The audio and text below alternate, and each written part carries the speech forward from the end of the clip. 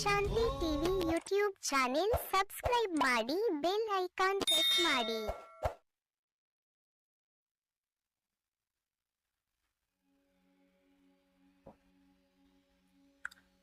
ಓಂ ಶಾಂತಿ. ನಾವೆಲ್ಲ ಆತ್ಮರು ಭ್ರೂ ಮಧ್ಯದಲ್ಲಿ ಸ್ಮೃತಿ ಸ್ವರೂಪರಾಗುತ್ತಾ ನಾವೆಲ್ಲ ಆತ್ಮರ ತಂದೆ ಪರಂಪಿತ ಶಿವ ತಂದೆಯನ್ನ ಪರಮಧಾಮದಲ್ಲಿ ಸ್ಮೃತಿ ಮಾಡಿಕೊಂಡು ಪ್ರಜಾಪಿತ ಬ್ರಹ್ಮ ತಂದೆ ಜಗದಂಬಾ ಸರಸ್ವತಿ ಮಮ್ಮ ತಾಯಿಯವರನ್ನ ಸೂಕ್ಷ್ಮ ವತನದಲ್ಲಿ ಸ್ಮರಿಸಿಕೊಂಡು ಯಜ್ಞದ ಎಲ್ಲ ಆದಿರತ್ನರನ್ನ ನಿಮಿತ್ತ ಎಲ್ಲ ಶಿಕ್ಷಕಿ ಅಕ್ಕಂದಿರನ್ನ ಸಮಸ್ತ ಈಶ್ವರಿಯ ಪರಿವಾರವನ್ನ ಸೂಕ್ಷ್ಮವಾಗಿ ಸ್ಮರಿಸಿಕೊಂಡು ಪ್ರತಿದಿನದಂತೆ ಈ ದಿನವೂ ಸಹ ಈ ಒಂದು ಮುರಳಿ ಚಿಂತನೆಯಲ್ಲಿ ಭಾಗವಹಿಸಿ ಆಲಿಸುತ್ತಿರುವ ನನ್ನೆಲ್ಲ ಸಹೋದರಾತ್ಮರಿಗೆ ಆತ್ಮೀಯವಾದ ಸ್ವಾಗತ ಸುಸ್ವಾಗತ. ಈ ದಿನ ಶಿವತಂದೆ ಮುರಳಿಯಲ್ಲಿ ಅನೇಕ ಮಹಾವಾಕ್ಯಗಳನ್ನು ತಿಳಿಸಿದ್ದಾರೆ. ವರದಾನ, ಮುಖ್ಯಸಾರ, ಸ್ಲೋಗನ್ ಎಲ್ಲವೂ ಕೂಡ ಒಂದಕ್ಕಿಂತ ಒಂದು ಅದ್ಭುತವಾಗಿದೆ. ಈ ವರದಾನದ ಕುರಿತಾಗಿ ಸಂಕ್ಷಿಪ್ತವಾದ ಚಿಂತನೆಯನ್ನು ಮಾಡೋಣ. ಈ ದಿನದ ವರದಾನವಿದೆ: ತಮ್ಮ ಶ್ರೇಷ್ಠ ಸ್ಥಿತಿಯಲ್ಲಿ ಸ್ಥಿತರಾಗಿದ್ದು ಪ್ರತಿಯೊಂದು ಸಂಕಲ್ಪ, ಮಾತು ಮತ್ತು ಕರ್ಮವನ್ನು ಮಾಡುವಂತಹ ಸಂಪೂರ್ಣ ನಿರ್ವಿಕಾರಿ ಭವ. ಸಂಪೂರ್ಣ ನಿರ್ವಿಕಾರಿ ಭವ. ತಮ್ಮ ಶ್ರೇಷ್ಠ ಸ್ಥಿತಿಯಲ್ಲಿ ಸ್ಥಿತರಾಗಿದ್ದು ಪ್ರತಿಯೊಂದು ಸಂಕಲ್ಪ, ಮಾತು ಮತ್ತು ಕರ್ಮವನ್ನು ಮಾಡುವಂತಹ ಸಂಪೂರ್ಣ ನಿರ್ವಿಕಾರಿ ಭವ. ಇವತ್ತು ಸ್ವಲ್ಪ ದಿನಾಲೂ ಶಿವತಂದೆ ಏನು ನಮಗೆ ವರದಾನ ಮುರಳಿಯನ್ನು ಕೊಡ್ತಾ ಇದ್ರು ಅದರ ಚಿಂತನೆಯನ್ನಷ್ಟೇ ಮಾಡ್ತಾ ಇದ್ವಿ, ಅದರ ಯಥಾರ್ಥವನ್ನು ತಿಳ್ಕೊಳ್ತಾ ಇದ್ವಿ. ಆದರೆ ಇವತ್ತು ಸ್ವಲ್ಪ ಆಳಕ್ಕೆ ಹೋಗೋಣ. ಯಾಕಂದ್ರೆ ಈಗ ತಾವ್ಯಾರೂ ಕೂಡ ಚಿಕ್ಕ ಮಕ್ಕಳಲ್ಲ, ನೀವ್ಯಾರೂ ಹೊಸಬರಲ್ಲ. ಯಜ್ಞವೂ ಹಳೆಯದಾಗೋಗಿದೆ, ಜ್ಞಾನವೂ ಹಳೆಯದಾಗೋಗಿದೆ. ನಾವೆಲ್ಲ ಬ್ರಾಹ್ಮಣ ಪರಿವಾರವೂ ಕೂಡ ಈಗ ಅನುಭವಿಗಳಾಗಿದ್ದೇವೆ. ಇನ್ನೂ ಶಬ್ದಾರ್ಥದಲ್ಲೇ ಇದ್ದರೆ ನಾವು ಗುರಿಯನ್ನು ತಲುಪಲಿಕ್ಕೆ ಆಗೋದಿಲ್ಲ. ಸ್ವಲ್ಪ ಗೇರ್ ಚೇಂಜ್ ಮಾಡಬೇಕು. ಯಾವುದೇ ಒಂದು ಪ್ರಯಾಣ, ಪುರುಷಾರ್ಥ ತೀವ್ರಗತಿಯಲ್ಲಿ ಸಾಗಬೇಕು ಅಂದರೆ ಸ್ಟಾರ್ಟಿಂಗಲ್ಲಿ ನಾವು ನ್ಯೂಟ್ರಲ್ಲಿ ಸ್ಟಾರ್ಟ್ ಮಾಡಿ ಫಸ್ಟ್ ಗೇರ್ ಹಾಕ್ಕೊಂಡು ಮೂವ್ ಮಾಡಿ ಆಮೇಲೆ ಸೆಕೆಂಡ್ ಗೇರ್ ಹಾಕ್ಕೊಂಡು ಡುಕು ಡುಕು ಡುಕು ಡುಕು ಅಂತ ಇರಬಾರ್ದಲ್ವಾ. ಥರ್ಡ್ ಗೇರ್ ಹಾಕಬೇಕು, ಫೋರ್ತ್ ಗೇರ್ ಹಾಕಬೇಕು, ಫಿಫ್ತ್ ಗೇರ್ ಹಾಕಬೇಕು. ಸ್ಪೀಡಲ್ಲಿ ಹೋಗಬೇಕಲ್ಲ ನಾವು.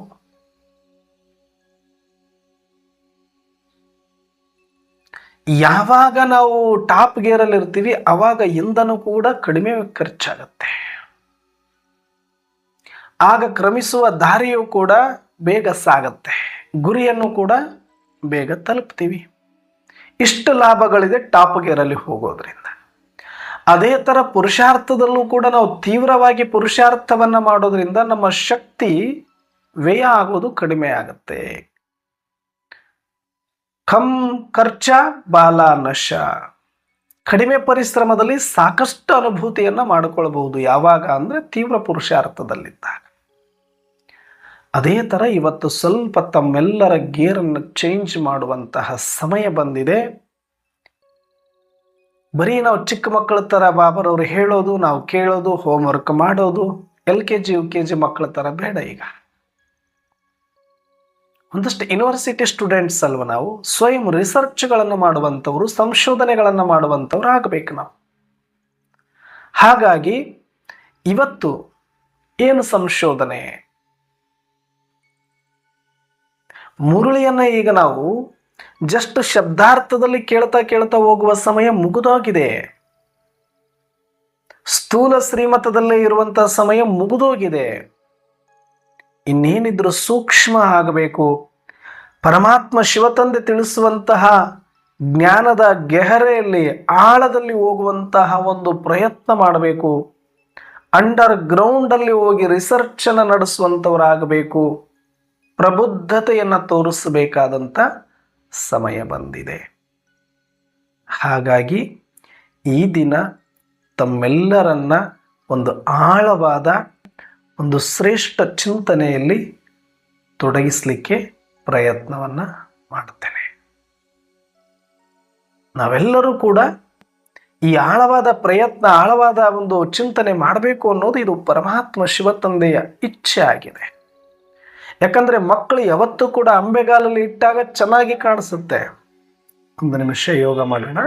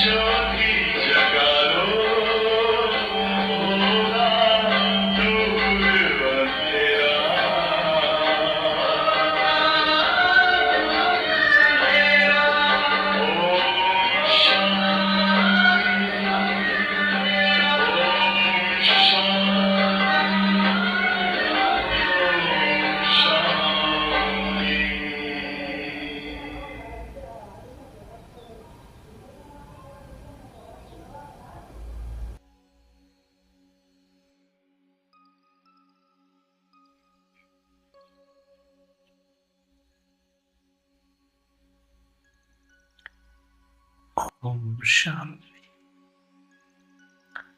ನೋಡಿ, ನಾವು ಆಳವಾದ ಚಿಂತನೆಯಲ್ಲಿ ಹೋಗಬೇಕು ಅನ್ನೋದು ಶಿವತಂದೆಯ ಇಚ್ಛೆ ಆಗಿದೆ ಅನ್ನೋದು.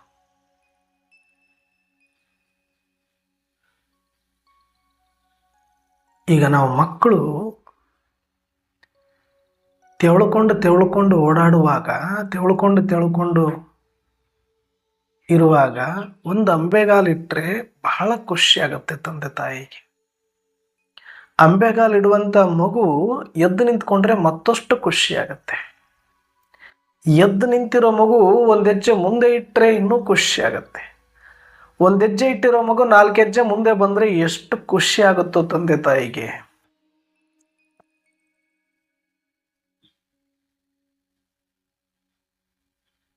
ಅದೇ ಥರ ನಾವು ಕೂಡ ಬಾಬರವ್ರ ಮಕ್ಕಳಾದ ಮೇಲೆ ತೆವಳೋದು ಸಹಜ. ಬರೀ ತೆವಳ್ಕೊಂಡು ಇರಬಾರ್ದಲ್ಲ, ಬರೀ ಅಂಬೆಗಾಲಲ್ಲೇ ಇರಬಾರ್ದಲ್ಲ. ಎದ್ದು ನಿಂದಿರಬೇಕು, ನಡಿಬೇಕು, ಓಡಾಡಬೇಕು. ನಮ್ಮ ಕಾಲ ಮೇಲೆ ನಾವು ಓಡಾಡಿದಾಗ ಮಾತ್ರ ತಂದೆ ತಾಯಿ ಖುಷಿ ಪಡ್ತಾರೆ. ಒಂದು ವೇಳೆ 1 ವರ್ಷ ಆಯಿತು, 2 ವರ್ಷ ಆಯಿತು, 5 ವರ್ಷ ಆಯಿತು, 10 ವರ್ಷ ಆಯಿತು, ಮಗು ಇನ್ನು ತೆವಳ್ತಾನೆ ಇದೆ, ಅಂಬೆಗಾಲು ಕೂಡ ಇಡೋಕ್ಕಾಗ್ತಿಲ್ಲ, ಎದ್ದು ನಿಲ್ಲಕ್ಕೆ ಶಕ್ತಿ ಇಲ್ಲ ಅಂದ್ರೆ ಏನಂತ ಕರಿತೀವಿ ಆ ಮಗುವಿಗೆ? ಏನಂತ ಕರಿತೀವಿ ನಾವು? ಅಂಗವಿಕಲ ಅಂತ ಕರಿತೀವಿ, ದಿವ್ಯಾಂಗರು ಅಂತ ಕರಿತೀವಿ. ಮತ್ತೀಗ ನಮಗೇನಂತ ಕರಿಬೇಕು? ಅದು ಸ್ಥೂಲವಾಗಿ. ಪಾಪ ಅದರಲ್ಲಿ ಆ ಮಗುದೇನು ದೋಷ ಇಲ್ಲ, ಡ್ರಾಮಾನುಸಾರ ಪಾತ್ರ ಮಾಡ್ತಾ ಇದೆ. ಆದರೆ ಜ್ಞಾನದಲ್ಲಿ ನಾವು ಬಂದು ಎಷ್ಟು ವರ್ಷ ಆಯಿತು, ಎಷ್ಟು ಜ್ಞಾನ ಕೇಳಿದೀವಿ, ಇನ್ನು ತೆವಳ್ಕೊಂಡಿದ್ದೀವೋ, ಜಾಗ ಬಿಟ್ಟಿದೀವೋ, ಇನ್ನು ಅಲ್ಲೇ ಬಿದ್ದು ಒದ್ದಾಡ್ತಾ ಇದ್ದೀವೋ. ಮತ್ತೆ ಎಷ್ಟು ವರ್ಷ ತೆವಳಿದ್ರು ಮತ್ತೆ ನಾವ್ಯಾಕೆ ದಿವ್ಯಾಂಗಲರಿದ್ದೀವ? ಏನಿದೀವಿ ನಾವು? ಅಂಗವಿಕಲರಲ್ವಾ ಮತ್ತೆ ನಾವು?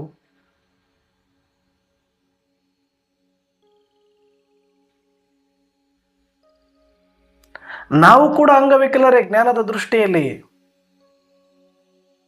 ನಮಗೂ ಕೂಡ ಎದ್ದು ನಿಲ್ಲಕ್ಕಾಗ್ತಿಲ್ಲ, ನಡಿಲಿಕ್ಕಾಗ್ತಿಲ್ಲ, ಓಡೋಕ್ಕಾಗ್ತಿಲ್ಲ, ತೀವ್ರ ಪುರುಷಾರ್ಥ ಮಾಡೋಕ್ಕಾಗ್ತಿಲ್ಲ. ಅಂದ್ರೆ ಬರೀ ಒಂದು 7 ದಿನದ ಕೋರ್ಸ್ ತಿಳ್ಕೊಂಡು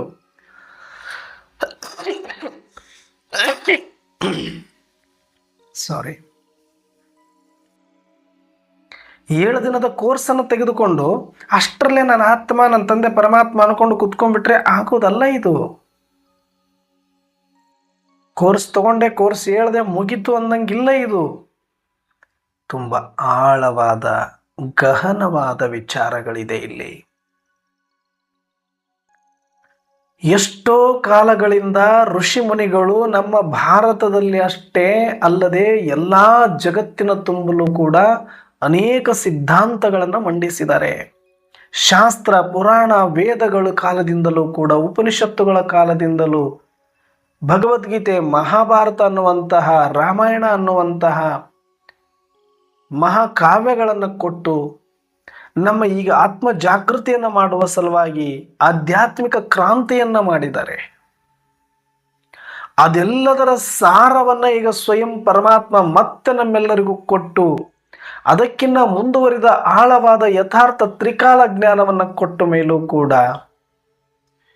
ನಮಗೆ ಎದ್ದು ನಿಲ್ಲಕ್ಕಾಗಲಿಲ್ಲ, ನಡಿಲಿಕ್ಕಾಗಲಿಲ್ಲ, ಅದನ್ನು ಯಥಾರ್ಥವಾಗಿ ಅರ್ಥ ಮಾಡ್ಕೊಂಡಿಲ್ಲ ಅಂದ್ರೆ ನಮ್ಮಂಥ ದುರದೃಷ್ಟ, ನತದೃಷ್ಟ ಅಂಗವಿಕಲರು ಮತ್ತಾರು ಇರಲಿಕ್ಕೆ ಸಾಧ್ಯ ಇಲ್ಲ. ಅಂದ್ರೆ ನಾನು ಏನು ಹೇಳಕ್ ಹೊರಟಿದ್ದೀನಿ ಇವತ್ತು ಅಂದ್ರೆ, ಜ್ಞಾನ ಇರೋದೇ ಬೇರೆ, ನಾವು ತಿಳ್ಕೊಂಡಿರೋದೇ ಬೇರೆ. ನಮ್ಮ ತಿಳುವಳಿಕೆ ಬೇರೆ, ಜ್ಞಾನ ಅವ್ರ ಕುಚ್ ಹೇ. ಏನಣ್ಣವ್ರೆ ಹಂಗಂದ್ರೆ? ಹಂಗೆ ಇದು ಜ್ಞಾನ ಕಲಿಸಿಕೊಡ್ಬೇಕಾದಾಗ, ಮಕ್ಕಳಿದ್ದಾಗ ಹೇಳಿಕೊಡೋದೇ ಬೇರೆ, ಆಮೇಲೆ ನಾವಾಗೆ ಅರ್ಥ ಮಾಡ್ಕೊಳ್ಳೋದು ತುಂಬ ಇರುತ್ತೆ. ಈಗ ನೋಡಿ, ಚಿಕ್ಕ ಮಕ್ಕಳಿಗೆ ಏನು ಮಾಡ್ತೀವಿ? A for apple, B for bat, C for cat, D for dog ಹೇಳ್ಕೊಡ್ತೀವ ಇಲ್ವಾ? ಮಕ್ಕಳು ಕೂಡ ಕೇಳ್ತವೆ. ಎ ಅಂದರೆ ಆ್ಯಪಲ್ ಅಲ್ವೇ ಅಲ್ಲ, ಯಾವ ಡಿಕ್ಸ್ನರಿಯಲ್ಲೂ ಎ ಅಂದರೆ ಆ್ಯಪಲ್ ಅಂತ ಇಲ್ಲ, ಅದು ಸುಳ್ಳದು. ಬಿ ಅಂದರೆ ಬ್ಯಾಟ ಅಲ್ಲ, ಬಿ ಅಂದ್ರೆ ಬಾಲು ಆಗುತ್ತೆ. ಅಂದ್ರೆ ಏನಕ್ಕೆ ನಾವು ಹೇಳ್ಕೊಟ್ವಿ ಬಿ ಅಂದ್ರೆ ಬ್ಯಾಟು, ಸಿ ಅಂದ್ರೆ ಕ್ಯಾಟು ಅಂತ? ಆ ಎ ಬಿ ಸಿ ಅನ್ನ ಅರ್ಥ ಮಾಡಿಸ್ಲಿಕ್ಕೆ, ಅದನ್ನು ಗಟ್ಟಿ ಮಾಡಿಸ್ಲಿಕ್ಕೆ ಮಕ್ಕಳಿಗೆ ಇಷ್ಟ ಆಗುವಂತಹ, ಮಕ್ಕಳಿಗೆ ಅರ್ಥ ಆಗಿರುವಂತಹ ವಸ್ತು ವಿಷಯಗಳ ಆಧಾರದಿಂದ ಮಕ್ಕಳಿಗೆ ಅರ್ಥ ಮಾಡಿಸುವ ಪ್ರಯತ್ನ. ಅದು ಎ ಅಂದರೆ ಆ್ಯಪಲ್ ಅಲ್ಲ, ಬಿ ಅಂದರೆ ಬ್ಯಾಟ್ ಅಲ್ಲ. ಅದು ಹೇಳುವ ಟೀಚರ್ಗೂ ಗೊತ್ತು, ಪುಸ್ತಕ ಪ್ರಿಂಟ್ ಮಾಡುವವರಿಗೂ ಗೊತ್ತು. ಅದನ್ನು ಎ ಅಂದರೆ ಆ್ಯಪಲ್ ಅಲ್ಲ ಅಂತ ಯಾವತ್ತು ಹೇಳ್ಕೊಡ್ತಾರವರು? ಯಾರೂ ಹೇಳ್ಕೊಟ್ಟಿಲ್ಲ, ಇಲ್ಲಿ ತನಕ ಯಾರೂ ಹೇಳ್ಕೊಟ್ಟಿಲ್ಲ. ವಯಸ್ಸಿಗೆ ಬಂದಂಗೆ, ಪ್ರಬುದ್ಧತೆ ಬಂದಂಗೆ ನಮಗೆ ನಾವೇ ಗೊತ್ತು ಮಾಡ್ಕೊಳ್ತೀವಿ. ಓ, ಎ ಕಲಿಸೋದಕ್ಕೆ ನಮಗೆ ಆ್ಯಪಲನ್ನು ತೋರಿಸಿದ್ರು, ಬಿ ಅಂತ ಕಲಿಸೋದಕ್ಕೆ, ಬಿ ಪಕ್ಕ ಮಾಡಿಸೋದಕ್ಕೆ ಬ್ಯಾಟ್ ತೋರಿಸಿದ್ರು.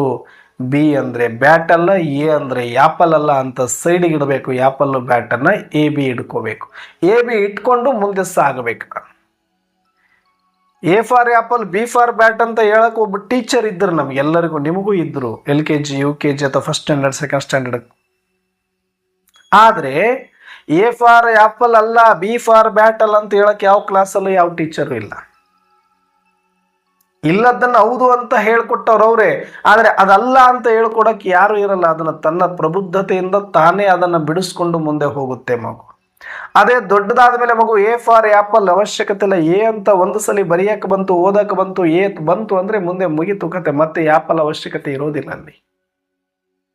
ಅವನಿಗೆ ಎ ಫಾರ್ ಆ್ಯಪಲ್ ಅಂದ್ರೆ ನಗ್ತಾನ ಹುಡುಗು, ನಾನೇನು ಚಿಕ್ಕ ಮಗು ಏನು ಅಂತ ಕೇಳುತ್ತಾನೆ.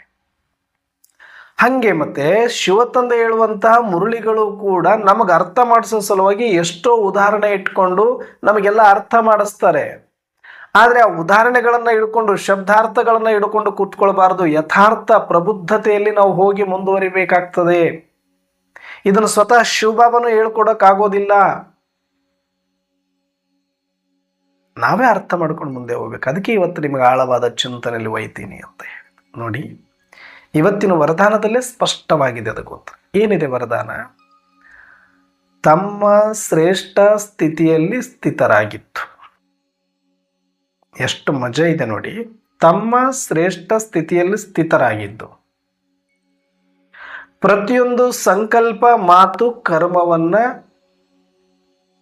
ಮಾಡುವಂತಹ ಸಂಪೂರ್ಣ ನಿರ್ವಿಕಾರಿ ಭವ ಅಂತ ಹೇಳಿದರು.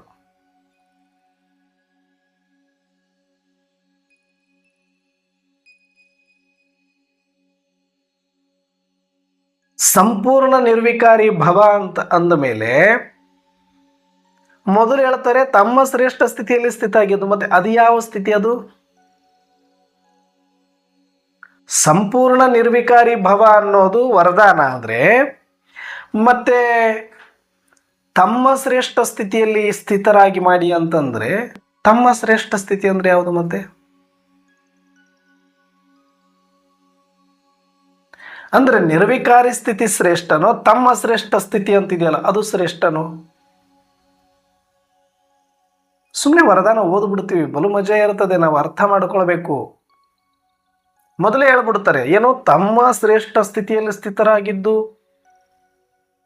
ಸಂಕಲ್ಪ, ಮಾತು, ಕರ್ಮವನ್ನು ಮಾಡುವಂತಹ ಶ್ರೇಷ್ಠ ನಿರ್ವಿಕಾರಿ ಭವ. ಮೊದಲೇ ಶ್ರೇಷ್ಠ ಸ್ಥಿತಿಯಲ್ಲಿ ಇರಬೇಕಂತ, ಸ್ಥಿತಿಯಲ್ಲಿ ಇದ್ದ ಮೇಲೆ ಮತ್ತೇನು ನಿರ್ವಿಕಾರಿ ಭವ ಆಗೋದು? ನಮ್ಮ ಶ್ರೇಷ್ಠ ಸ್ಥಿತಿನೇ ನಿರ್ವಿಕಾರಿ ಅಲ್ವಾ, ನಿರಾಕಾರಿ ಅಲ್ವಾ, ನಿರಹಂಕಾರಿ ಅಲ್ವಾ? ಮತ್ತೆ ಭವ ಏನಿದೆ ಇದರಲ್ಲಿ? ಶ್ರೇಷ್ಠ ಸ್ಥಿತಿಯಲ್ಲಿ ಇದ್ದ ಮೇಲೆ ಸಂಕಲ್ಪ, ಮಾತು, ಕರ್ಮ ಆದ್ರೆ ನಿರ್ವಿಕಾರಿ ಭವ ಅಂತ. ಇದು ನನಗ ನೀವು ಬೇಕಾದ್ರೆ ಯೋಚನೆ ಮಾಡ್ಕೊಳ್ಳಿ, ಕೂತ್ಕೊಂಡಾಗ ನಗು ಬರ್ತದ ಇಲ್ಲ ಗೊತ್ತಾಗ್ತದೆ ನಿಮಗೆ. ಶ್ರೇಷ್ಠ ಸ್ಥಿತಿಯಲ್ಲಿ ಸ್ಥಿತ ಆಗಿದ್ದು ಮಾಡಿಬಿಟ್ರೆ ಮುಗೀತಲ್ಲ. ಮತ್ತೆ ಶ್ರೇಷ್ಠ ಸ್ಥಿತಿಯಲ್ಲಿ ಇದೆಯಾ ಅಂದಮೇಲೆ ಮತ್ತೇನು ಆಗೋದೇನಿದೆ ಇಲ್ಲಿ? ನಿರ್ವಿಕಾರಿ ಭವ ಅಂತ ವರದಾನ ಕೊಡೋಕ್ಕೇನು ಬೇಕಿಲ್ಲಿ? ನಾನು ಶ್ರೇಷ್ಠ ಸ್ಥಿತಿಯಲ್ಲಿ ಇದ್ದ ಮೇಲೆ ಮತ್ತೆ ವರದಾನಕ್ಕೂ ಕೊಡೋದೇನು ಅವಶ್ಯಕತೆ ಐತಿ ಇಲ್ಲಿ ನನಗೆ? ನಾನು ಅದೇ ಸ್ವರೂಪ ವರದಾನಿ ಮೂರತ್ತೇ ಇದ್ದೀನಲ್ಲ ನಾನು. ಮೊದಲೇ ವರದಾನಿ ಮೂರ್ತಾಗಿ ಅಂತ ಹೇಳ್ತಿದ್ದಾರೆ. ಏನು? ತಮ್ಮ ಶ್ರೇಷ್ಠ ಸ್ಥಿತಿ, ಅದು ವರದಾನ ಅಲ್ವಾ?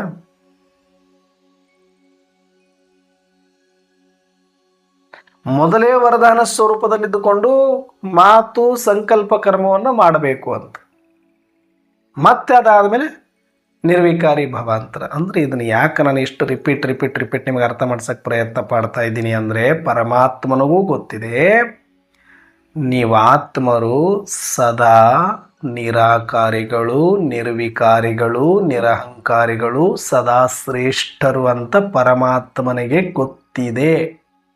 ಅವ್ರು ನೋಡ್ತಾ ಇರುವ ದೃಷ್ಟಿಯು ಅದೇ ಪ್ರತಿಯೊಂದು ಆತ್ಮರ ಉಂಚ ಸ್ಥಿತಿ, ಶ್ರೇಷ್ಠ ಸ್ಥಿತಿ. ಪ್ರತಿಯೊಂದು ಆತ್ಮರು ಕೂಡ ಒರಿಜಿನಲ್ ಆಗಿ ಶ್ರೇಷ್ಠವಾಗಿದ್ದಾರೆ, ಪವಿತ್ರವಾಗಿದ್ದಾರೆ, ಪರಮ ಆಗಿದ್ದಾರೆ.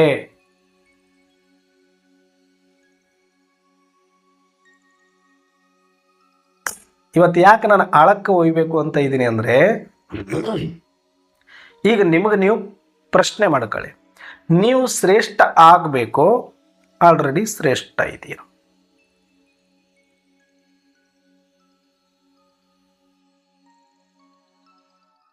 ಶ್ರೇಷ್ಠ ಆಗಬೇಕು ಅನ್ನೋದಾಗಿದ್ರೆ ಮತ್ತೆ ತಮ್ಮ ಶ್ರೇಷ್ಠ ಸ್ಥಿತಿಯಲ್ಲಿ ಸ್ಥಿತರಾಗಿ ಅಂತ ಯಾರಿಗೆ ಹೇಳಿದ್ರು ಬಾಬಾ? ಆಲೋಚನೆ ಮಾಡುವಂತ ವಿಚಾರನೆ ಅಲ್ವಾ? ಮತ್ ನೀವು ನಿಮ್ಮನ್ನ ಶ್ರೇಷ್ಠ ಅಂತ ಅನ್ಕೊಂಡೇ ಇಲ್ಲ ಅಂದ್ರೆ ಆ ಶ್ರೇಷ್ಠ ಸ್ಥಿತಿ ಎಲ್ಲಿಂದ ತರೋದು? ಯಾರ ಹತ್ರ ಇಸ್ಕೊಂಡು ಬರೋದು? ಯಾವ ಅಂಗಡಿಯಲ್ಲಿ ಸಿಗುತ್ತದು?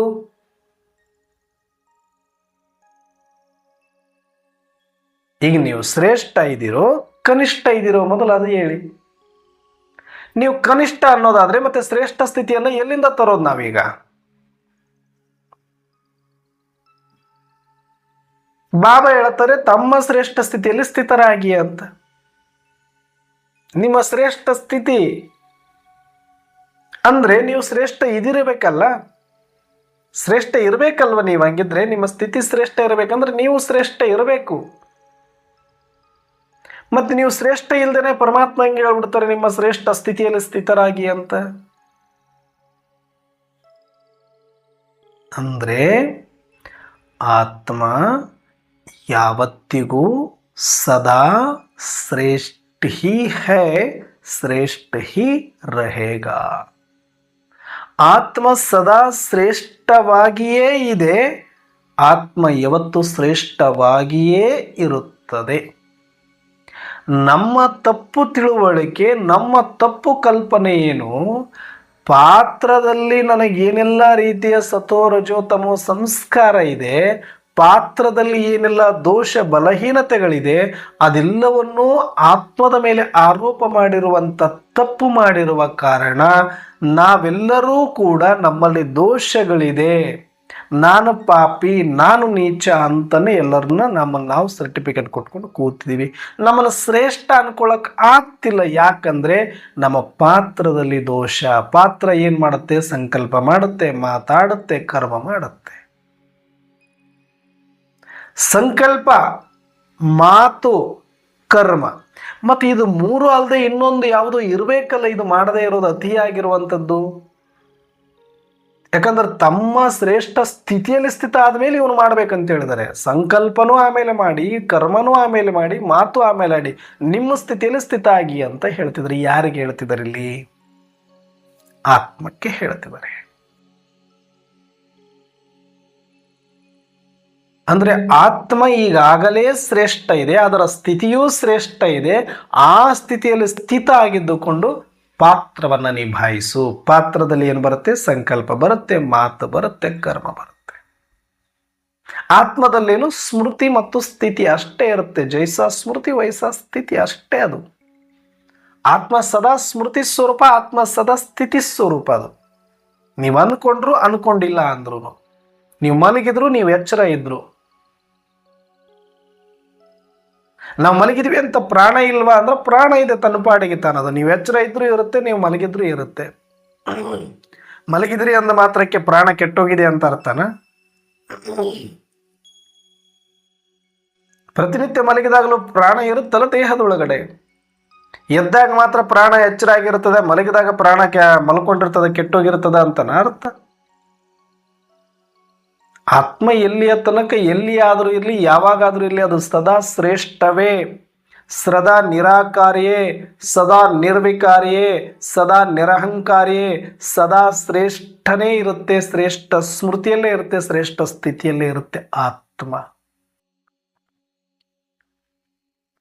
ಆದರೆ ನಾವು ಎಲ್ಲಿ ತಪ್ಪು ಮಾಡಿಬಿಟ್ಟಿದ್ವಿ ಅಂದರೆ, ನಮ್ಮನ್ನು ನಾವು ಪಾತ್ರ ಅಂತ ಭಾವಿಸಿ ಮಾಡುವುದೆಲ್ಲವೂ ದೋಷ ನಾನೇ ಮಾಡ್ತಾ ಇದ್ದೀನಿ ಅಂತ ತಿಳಿದು ಮತ್ತೆ ನೋಡೋಕ್ಕೆ ನಮ್ಮನ್ನು ನಾವು ಆತ್ಮ ಅಂತ ಪರಿಗಣಿಸಿಕೊಂಡು ನನ್ನಲ್ಲಿರುವ ದೋಷ, ಪಾತ್ರದಲ್ಲಿರುವ ದೋಷ ಬಲಹೀನತೆಗಳನ್ನು ಆತ್ಮದ ಮೇಲೆ ಆರೋಪ ಮಾಡಿ ಆತ್ಮವೇ ಪಾಪಿ, ಆತ್ಮವೇ ನೀಚ ಅನ್ಕೊಂಡಿರೋದರ ಫಲವಾಗಿಯೇ ಇವತ್ತು ನಾವು ನಮ್ಮನ್ನು ಶ್ರೇಷ್ಠ ಅಂತ ಒಪ್ಕೊಳ್ಳೋಕ್ಕಾಗ್ತಾ ಇಲ್ಲ, ನಿರ್ವಿಕಾರಿ ಅಂತ ಒಪ್ಕೊಳ್ಳೋಕ್ಕಾಗ್ತಾ ಇಲ್ಲ, ನಿರಾಕಾರಿ ಅಂತ ಒಪ್ಕೊಳ್ಳೋಕ್ಕಾಗ್ತಾ ಇಲ್ಲ, ಶ್ರೇಷ್ಠ ಸ್ಥಿತಿಯಲ್ಲಿ ಇದ್ದೀನಿ ಅಂತ ಒಪ್ಕೊಳ್ಳೋಕ್ಕಾಗ್ತಾ ಇಲ್ಲ.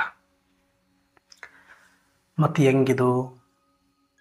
ಇಲ್ಲಿ ತನಕ ನಮಗೆ ನೀವು ಪಾಪಿಗಳು ಪಾಪಿಗಳು ಪಾಪಿಗಳು ಪಾಪಿಗಳಂತ ಹೇಳಿದವರು ಇವರೇ. ಇವತ್ತು ನೀವು ಶ್ರೇಷ್ಠ ಇದ್ದೀರಿ ಅಂತ ಅನ್ಕೊಳ್ರಿ ಅಂದರೆ ರಾತ್ರೋರಾತ್ರಿ ಬಂದು ಹೆಂಗೆ ಸಾಧ್ಯ ಸ್ವಾಮಿ?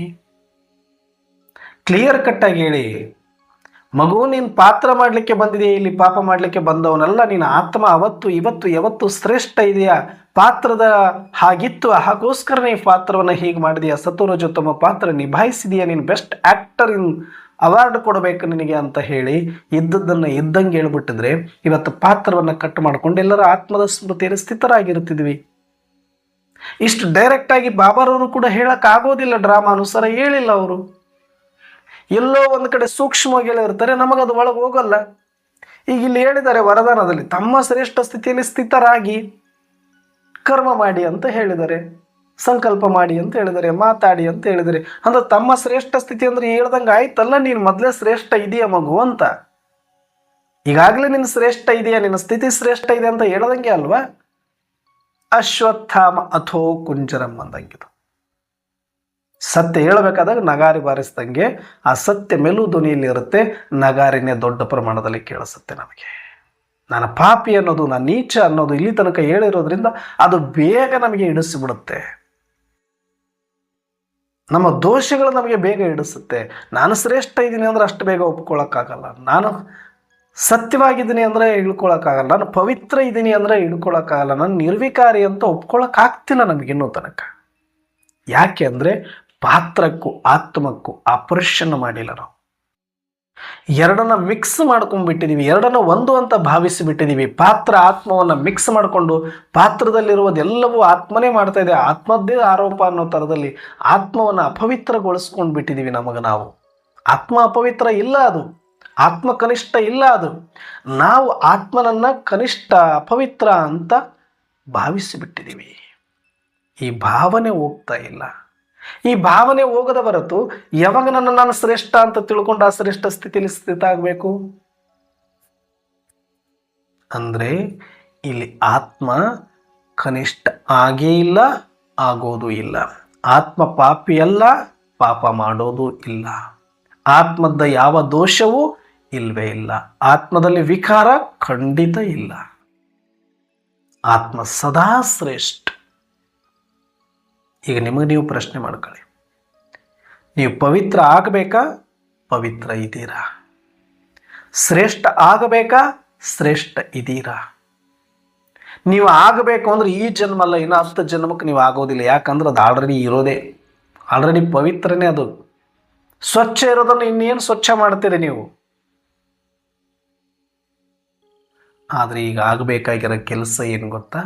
ಆ ತಪ್ಪು ತಿಳುವಳಿಕೆ, ಆ ಕಲುಷಿತ ಭಾವನೆಯಿಂದ ಹೊರಗಡೆ ಬಂದು ಮೈ ಶ್ರೇಷ್ಠ ಹೀ ಹೂ, ಮೈ ಶ್ರೇಷ್ಠ ಹೀ ರಹೇಗಾ, ಆ ಒಂದು ದೃಢ ನಿಶ್ಚಯದಲ್ಲಿ ಬರಬೇಕಾಗಿದೆ. ಆ ಸ್ಮೃತಿಯನ್ನು ಪಕ್ಕ ಮಾಡಿಕೊಳ್ಬೇಕಾಗಿದೆ. ನನ್ನ ಆತ್ಮ ಅವತ್ತು ಇವತ್ತು ಯಾವತ್ತು ಶ್ರೇಷ್ಠವೇ ಇದ್ದೀನಿ. ಆತ್ಮ ಸದಾ ಕಾಲಕ್ಕಾಗಿಯೇ ಶ್ರೇಷ್ಠ.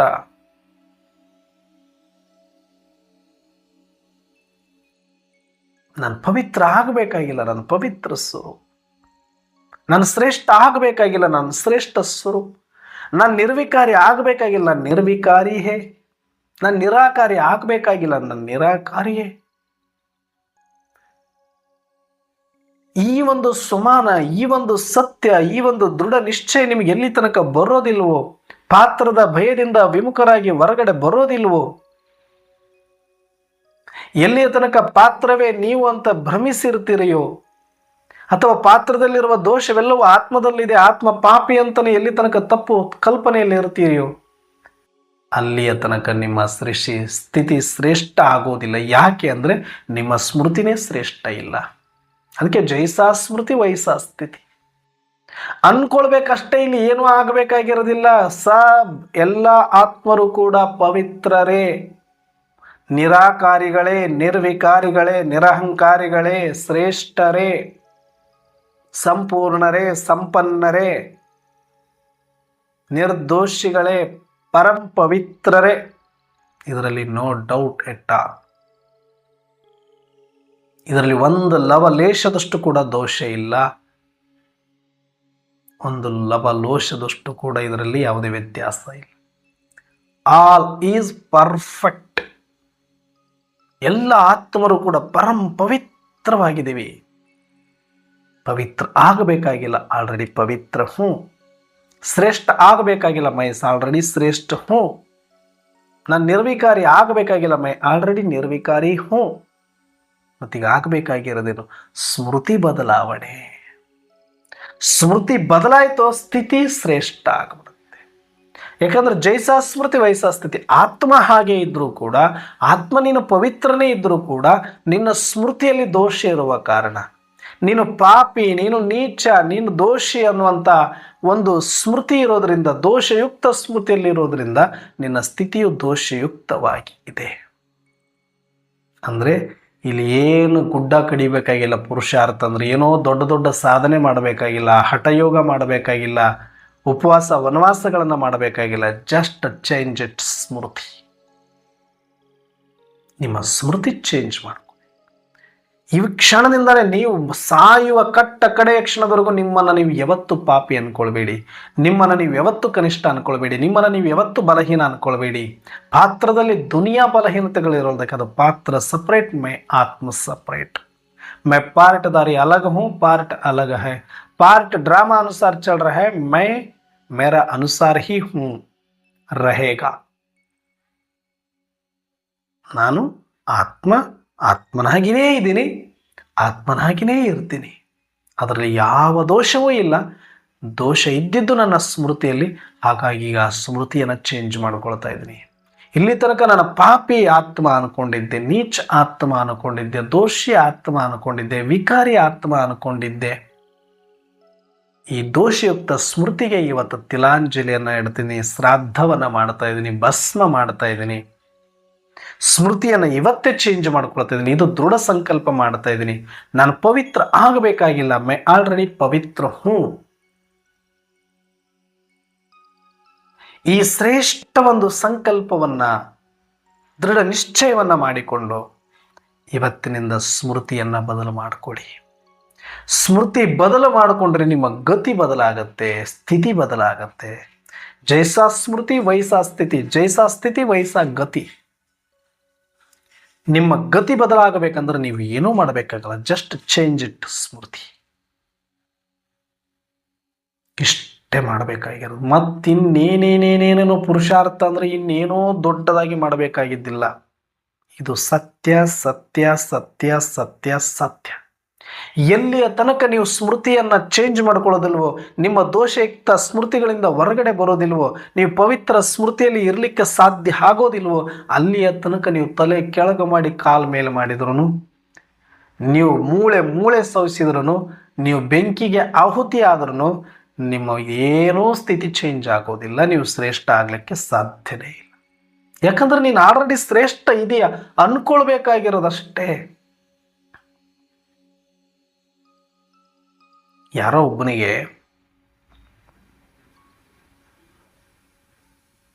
ಡಾಕ್ಟರ್ ಹೇಳ್ಬಿಟ್ಟ, ಅವನು ಬ್ಲಡ್ ಚೆಕಪ್ ಮಾಡಿಸಿದ್ದ, ರಿಪೋರ್ಟ್ ಬಂದಿತ್ತು. ಅದನ್ನು ನೋಡಿ ಡಾಕ್ಟರ್ ಹೇಳ್ದ, ಇನ್ನು 3 ದಿನಕ್ಕೆ ನೀನು ಸತ್ತೋಗ್ತೀಯ. ಏನು ಕುಡಿಯೋದು ಕುಡಿದು, ತಿನ್ನೋದು ತಿಂದು, ಯಾರು ನೋಡಬೇಕು ನೋಡಿ ಮಾತಾಡ್ಸೋದು ಮಾತಾಡಿಸಿ ಮುಗಿಸ್ಕೊಂಡ್ಬಿಡು. ಇನ್ನು 3 ದಿನ ನಿನಗೆ ಟೈಮ್ ಇರೋದು, ಆಯುಷ್ಯ ಇರೋದು, ಸತ್ತೋಗ್ಬಿಡ್ತೀಯ. ಅವನಿಗೆ ವಿಪರೀತವಾದಂಥ ಒಂದು, ಸುಮ್ಮನೆ ಜ್ವರ ಅಂತ ಬಂದಿನಿ, ಬ್ಲಡ್ ಟೆಸ್ಟ್ ಮಾಡಿದ್ರು, 3 ದಿನಕ್ಕೆ ಸತ್ತೋಗ್ತೀಯ ಅಂತಿದ್ರಲ್ಲ, ಇದ್ರೂ ಇರ್ಬೋದು, ಇದೇನೋ ಹೊಸ ಕಾಯಿಲೆ ಅನ್ಕೊಂಡು ಅವನೇನು ಮಾಡ್ಬಿಟ್ಟ, ಯಾರಿಗೂ ಹೇಳಿಲ್ಲ, ತುಂಬ ಭಯಪಟ್ಟು ಬಿಟ್ಟ, ಯಾರಿಗೂ ಹೇಳಿಲ್ಲ. ಮನೆಗೆ ಬಂದ, ಏನು ತಿನ್ನಬೇಕು, 3 ದಿನದಲ್ಲಿ ಏನು ತಿನ್ನೋದು ಕುಡಿದು ಮಾತಾಡ್ಸೋದು ಹೇಳೋದು ಸುಲಭ. ಏನು ಕುಡಿಬೇಕು ಅವನು, ಬದುಕೋದು 3 ದಿನದಂತೆ ಆ ಚಿಂತೆ ಮಾಡಬೇಕು. ಏನು ಚೊಲೋದು ತಿನ್ಕೊಂತ ಕೂಡ್ಬೇಕು ಅವನು. ಊರು ಮಂದಿನ ಮಾತಾಡಿಸ್ಕೊಂಡು ಖುಷಿಯಾಗಿ ಬರೋಕ್ಕಾಗತ್ತ? ನಾನು ಸತ್ತೋಗ್ತೀನಲ್ಲ ಅನ್ನುವಂಥ ಚಿಂತೆನೇ ಸಾಕಾಗೋಗಿದೆ ಅವನಿಗೆ. ಮುಗಿಲೇ ಹರಿದು ಆಕಾಶ ಬಾರಿದು ಬಿದ್ದಂಗೆ ಆಗೋಗಿದೆ. ಈಗ ಜೀವನದಲ್ಲಿ ಎಲ್ಲವೂ ಕೂಡ ನಿರುತ್ಸಾಹ ಆಗೋಗಿದೆ, ಜಿಗುಪ್ಸೆ ಆಗೋಗಿದೆ. ನರನಾಡಿಗಳೇ ನಿಂತು ಹೋಗ್ತಾ ಇದೆ, ಜೀವವೇ ಬತ್ತಿ ಹೋಗ್ತಾ ಇದೆ, ಕಣ್ಣುಗಳು ಒಳಗೋಗ್ತಾ ಇದೆ, ಮುಖ ಕಳೆಗುಂದುತ್ತಾ ಇದೆ. ಕ್ಷಣಕ್ಕೆ ಗಂಟೆಗೆ ಅವನ ತಲೆಯಲ್ಲಿ ಎಲ್ಲ ವಿಚಾರಗಳು ಓಡ್ತಾ ಇದೆ. ಏನು ಮಾಡಲಿ, ನಾನು ಸತ್ತೋಗ್ತೀನಿ ಅಂತ. ಮನೆಯವರಿಗೆ ಇದು ಸೂಕ್ಷ್ಮವಾಗಿ ಆಮೇಲೆ ಗೊತ್ತಾಯ್ತು. 1 ದಿನ 2 ದಿನ ಗೊತ್ತಾಗ್ಲೇ ಇಲ್ಲ. ಇವನು ಯಾರಿಗೂ ಹೇಳಲಿಲ್ಲ. ಯಾಕೋ ಇವನು ಬಹಳ ವಿಚಾರ ಮಾಡ್ತಾ ಇದ್ದಾನೆ, ಏನಾಯ್ತು ಅಂತ. ಏನಿಲ್ಲ ಅನ್ಕೊಂಡೆ ಒಳಗಡೆ ಕೊರಗ್ತಾ ಇದ್ದಾನೆ. ಒಳಗೊಳಗಡೆ ಚಿಂತೆ ಮಾಡ್ತಾ ಇದ್ದಾನೆ. ಇನ್ನು 3 ದಿನ ಆದ್ರೆ ನಾನು ಬದುಕಲ್ಲ, ಇವ್ರಿಗೆ ಹೇಳ್ಬಾರ್ದು ಅನ್ಕೊಂಡೆ ಹಾಸಿಗೆ ಹಿಡಿದು ಬಿಟ್ಟ. ಮಲ್ಕೊಂಡಲ್ಲೇ ಮಲ್ಕೊಂಡು ಟೈಮ್ ನೋಡ್ಕೊಳ್ಳೋದ, ಡೇಟ್ ನೋಡ್ಕೊಂಡ. 2 ದಿನ ಆಯ್ತು, 2.5 ದಿನ ಆಯ್ತು, 3 ದಿನ ಆಯ್ತು ಅಂತ ಸತ್ತೋಗ್ಬಿಡ್ತೀನಿ ಅಂತ ಸತ್ತೇ ಹೋಗ್ಬಿಟ್ಟೆ. ಅವಾಗ ಬಂದು ಎಬ್ಬಿಸ್ತಾರೆ, ಎದ್ದೇಳ್ತಾನೆ ಇಲ್ಲ, ಮಾತಾಡ್ತಾರೆ, ಅಲಗಾಡ್ತಾ ಇಲ್ಲ ಪಾರ್ಟಿ. ಹೋಗ್ಬಿಟ್ಟಾನೆ. ಡಾಕ್ಟರ್ ಹತ್ರ ಓಡಿ ಹೋದ್ರು. ಏನು ಡಾಕ್ಟ್ರೆ ನೀವು ಏನು ಹೇಳಿದ್ರಿ? ಅವನು ಏನು ಕೇಳ್ದ? ಏನಕ್ಕೆ ಬಂದಿದ್ದ? ಜ್ವರ ಅಂತ ಬಂದವನು ಈಗ ಮಲ್ಕೊಂಡೇ ಬಿಟ್ಟಿದ್ದಾನೆ. ಇಲ್ಲ ರೀ, ಅವನಿಗೆ ಒಂದು ದೊಡ್ಡ ಕಾಯಿಲೆ ಬಂದಿತ್ತು, ನಿಮ್ಗೆ ಹೇಳಕ್ಕೆ ಹೇಳಿದ್ದೆ ನಾನು, 3 ದಿನದಾಗ ಸತ್ತೋಗ್ತಾನೆ ಅಂತ ಹೇಳಿದ್ದೆ ನಾನು. ಏನಿದೆ ಅದು ರಿಪೋರ್ಟ್ ಆದರೂ ನೋಡ್ರಿ ಸರ, ಏನಿದೆ? ಅವನಿಗೆ ಏನೂ ಇಲ್ಲ, ಚೆನ್ನಾಗಿ ದುಡಿತಾನೆ, ಉಣ್ತಾನೆ, ಎಲ್ಲ ಇದ್ದ, ಸ್ವಲ್ಪ ಜ್ವರ ಅಂತ ಬಂದಿರೋದು. ಅವಾಗ ರಿಪೋರ್ಟ್ ತೆಗಿಯೋದಕ್ಕೆ ತೋರಿಸ್ತಾನೆ, ಆ ರಿಪೋರ್ಟ್ ಬೇರೆ ಹೊತ್ತು. ಹೆಸರು ಒಂದೇ ಇರೋ ಕಾರಣಕ್ಕಾಗಿ ಆ ರಿಪೋರ್ಟ್ ಬೇರೆ ಪೇಷಂಟಿಂದ ಈ ರಿಪೋರ್ಟ್ ಹೇಳ್ಬಿಟ್ಟು ಇವನಿಗೆ ಹೇಳಿದ ತಕ್ಷಣ ಇವನು ಮನಸ್ಸೊಳಗಡೆ ತಗೊಂಡು ಸತ್ತೇ ಹೋಗ್ಬಿಟ್ಟ.